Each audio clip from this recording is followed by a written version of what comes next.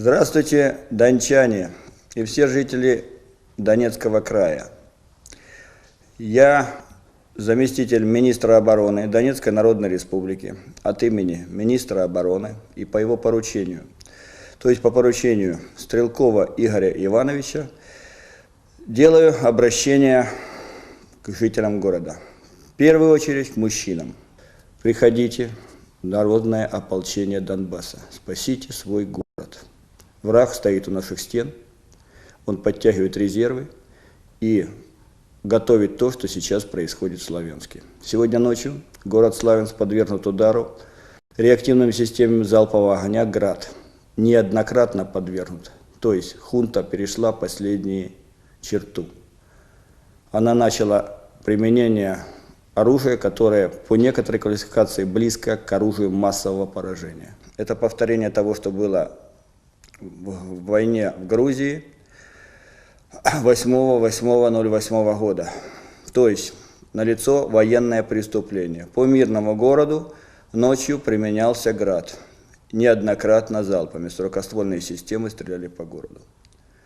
Если мы не соберемся в кулак и не дадим агрессору отпор, чтобы он ушел с нашей территории и оставил нас в покое, это уже ждет другие города области. Нам нужно ополчение. Не потому, что мы несем большие потери, но просто людям же надо как-то отдыхать. Пока одни в окопе, другие отдохнули. Третий кто-то там помыл посуду и поднес еду. Мы каждый день вывозим несколько автобусов и вообще на машинах, и как только можем, мы вывозим из Славянска детей с их мамами. В общем, я обращаюсь к мужчинам. Приходите в народное ополчение. Это сделать очень легко. С утречка подходите к зданию обладминистрации, бывшей, то есть к Дому правительства Донецкой Народной Республики, и там вы видите, куда надо обратиться. А потом уже вы становитесь на защиту своего города Донецка. На блокпосты вам выдают оружие, по возможности, конечно. И вообще любая помощь от жителей города приветствуется. Нам нужно отразить удар врага. Враг, его позиции очень шаткие. Именно потому, что они шаткие, он использует такие средства, можно сказать, массового поражения, как «Град», и авиацию против города. Если бы оно не шаталось, он бы спокойно продолжал операцию какими-то обычными методами. Но у него все, земля горит под ногами. Он чувствует, что вот-вот весы качнутся в другую сторону.